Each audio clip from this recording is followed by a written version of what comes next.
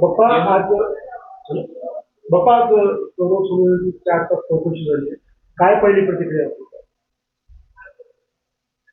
सत्य परेशान करता है, पराजित नहीं. त्यामुळं ही चौकशीचा भाग आहे. चौकशीला पूर्ण सामोरं जाणार मी सांगितलं आणि मी त्याला चौकशीला पाठवलं आणि पोलिसला जे लागेल त्या बाबतीत मदत करायला मी तयार आहे. काल SIT पूर्ण दिवसभर रात्रभर माझ्या घरी होती. मी रात्री सकाळी पर्यंत SITची सर्व टीम माझ्या घरी होती. आता हे ठीक आहे, पण मला त्या गोष्टीतून एकच सांगायचंय की ही जी मला या चौकशीनं जावं लागतंय, माझ्या कुटुंबाला जावं लागतंय, चौकशीचा भाग आहे. आम्ही तिथून जातो, त्याच्यात काही विषय नाही. हा नियम आता जिल्ह्यात दुसऱ्या बी पुढाऱ्याच्या घरी लागू झाला तो वाईट वाटायचं काही का? तर आता सुरुवात झाली. त्याच्यामुळं ते चुकीची प्रथा आहे. असं झालं तर रोज पुढाऱ्यावर एक कुणावर तरी केस होईल. तर ठीक आहे, चौकशीतून आणखी काय निष्पन्न होणार आहे, काय चौकशी करण्यात आली करू दे. चौकशी जे पुढे येईल त्याला आम्ही समोर जाऊ. आणखी चौकशीला कुठे वेळ येईल त्यावेळेस करू. आजच्या सध्या एवढ्या कमी वयामध्ये त्याला पोलीस स्टेशनला जाऊन 4 तास जॉब द्यावा लागला. इथे कुठेही ते पोलीस स्टेशन, पोलीस याचा विषय कुठे अर्थही माहीत नसेल, एवढ्या गोष्टीतून या एवढ्या कमी वयात ते करावं लागलं, त्या प्रक्रियेत जावं लागलं. तर वडील म्हणून मी कमी पडलो असं म्हणायला हरकत नाही. पण ठीक आहे, लोकप्रतिनिधी म्हणून माझी जबाबदारी होती वडिलापेक्षा जास्त की लोकांना सत्य काय ते कळायला पाहिजे, म्हणून मी त्याला जाण्यास सांगितलं आणि ते 2 मिनिटात राजी झाला, तो गेलाय. आणि चौकशी समोर होते, काय चौकशी झालं मी त्याला काही विचारलंही नाही आणि तो माझा पारखी नाही. काय विचारलं असेल पोलिसनी, त्यांनी काय उत्तरं दिली असतील तर त्या दोघांचा एकमेकाचा जॉब आहे, त्याच्यात मी काही बोलणार नाही. चौकशीचा भाग जे असेल ते त्यांनी पूर्ण करावा. मात्र आता अधिकाऱ्यांनी सांगितलं की काल सुद्धा यासाठी बदल होतं त्यांनी हार गाडी त्या ठिकाणी घटनास्थळावरती गेली असं त्यांच्याकडून आरोप केला गेला. त्या अंगी अधिकाऱ्यांनी सांगितलं असेल, त्यांनी काय सांगतात त्याच्यावर आता मी काय बोलावं. तुम्ही सर्व मीडिया आहे, रोज वेगळं उत्तर दिलं जातंय, हे वेगळा प्रश्न केला जातो. एकदा थार गाडी गेली म्हणलं जातंय, एकदा थार गाडीमध्ये माझा मुलगा होता म्हणलं जातंय, एकदा असं सांगितलं जातंय की नाही त्या मुलांना गाडीत घेऊन घेतला, एकदा सांगितलं जाते की पोलिसला दाब दिला, एकदा सांगितलं जातं की गुन्हा नोंद करायचा नाही म्हणून त्यांनी सांगितलं. मग या वेगळ्या वेगळ्या वल्गना हे कुठला तरी स्टँड आहे का? की पहिल्या क्षणाला मीडिया समोर येऊन मुंबईतून सांगितलं माझा मुलगा याच्या दोषी असेल तर त्याच्यावर कारवाई करा. तुम्ही एक तर सांगा, रोज वेगळं बोललं जाते.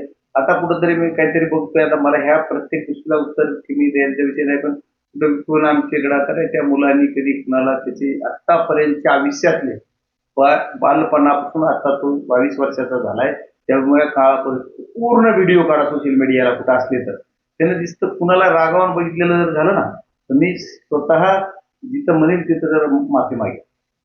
हा मुलगा आहे तो, त्याच्या आईला काय वाटेल, त्याच्या आजीला काय वाटेल, सगळ्यांना काय वाटेल हा पण विषय आहे. विनाकारण असेल तर ठीक आहे, बाकीचं असू दे. पण ते काय म्हणते पोलीस ते विषय तपासाचा आहे, पोलिसने तपासावा कार गाडी कुणाची आली तर. आता माझं सगळं म्हणलं ना, रात्रभर पोलीस सगळं CCTV फॉरेन्सिक लॅबची टीम होती, डिव्हाइसेस स्वतः होते, जी SITचे प्रमुख आहेत, सर्वच जण होते ना. त्याच्यामुळे त्याच्यात काय मी उलट माझ्या रूम मध्ये जाऊन झोपलो, तुम्हाला काय करायचं ते करा बिंदास्त. मी काही कुठे आडवाडी नाही, त्यांच्या डिस्टर्ब त्यांच्या त्या जे रूमला त्यांच्या मी बघायचं नाही गेलो नाही तरी कोण आहे, मी डिव्हाइस त्याच्यात तर CCTV दिसेल, मी त्यांना बघितलं बोललो पण नाही. त्याच्यामुळे तुम्ही तुमचा तपासाचा भाग तपासा. आता 4 तासाची चौकशी झाल्यानंतर गेल्यानंतर तुम्ही काय नेमकं बोललं, काय घडलं ते बघा. भीतीच्या अंती आल्यानंतर मला काय वाटलं असेल हा भाग वेगळा आहे.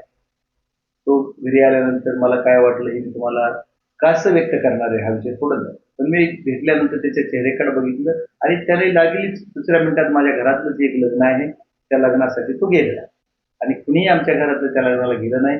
माझी जबाबदारी आहे त्या घरातल्या लग्नाला जाणं पाहिजे होतं आणि आमच्या घरातले ऑल प्रत्येक त्या फंक्शनला असतात, पण बायकोला तरी 4 वेळेस म्हणलं पण मानसिकतेत नव्हती म्हणून ती गेली नाही. आता मुलगा पोलीस स्टेशनमध्ये आणि पुढे जाणं ते आमचं दुर्भाग्य समजा की त्या लग्नाला तर ते हा 2 मिनिटात लगेच इथं घरात पाऊल ठेवला, तुम्ही बघितलं, तुम्ही मागे चालाय तर तो गेला नाही. म्हणजे त्याला सुद्धा की किती रोजेपणा ते सुद्धा बघितलं पाहिजे. तो गेला तर ठीक आहे. त्याच्यामुळे काय काय बोललो नाही तर काहीच बोललो नाही. फक्त नजरेला नजर झाली. जीवन करायचं म्हणणार जीवन करीतच नाही. तो एकदा केला जीवन गेला. तुम्ही म्हटलं ते परेशान करतात असं तसं करायचं. म्हणजे आता जबाब नंबर आहे आणि निर्दोष आहे असं तुम्हाला आता म्हणायचं. नाही नाही, आता नाही. मी पहिल्या क्षणापासून म्हणतोय. आता कशामुळे म्हणू? मधीच कशाला काहीतरी लावू? मी पहिल्या क्षणापासून निर्दोष आहे. मी आता मधीच उगाच काय त्याला ज्याला स्टोरी रंगवायची ना तिला म्हणावं लागेल काहीतरी वेगळं वेगळं. त्याच्यामध्ये विषय खूप वेगळे आहे. हे दिसतं एवढं सोपं प्रकरण नाही. या प्रकरणाच्या मुळाशी गेलं पाहिजे. त्या प्रकरणाचा मूळ काय आहे? त्यांनी काय म्हणतायत एकदा बघा. त्यांच्या बाईटमध्ये बघतोय मी कुठं काय काय वेगळं बोललं जातंय. वेगळं वेगळं बोललं. एकदा सांगितलं जातंय की आम्ही सर्वजण जी मंडळी आहोत तर हे सर्वजण आम्ही असताना ही लोक मारायला आले. कुणाला? माने नावाच्या उमेश माने नावाच्या व्यक्तीला.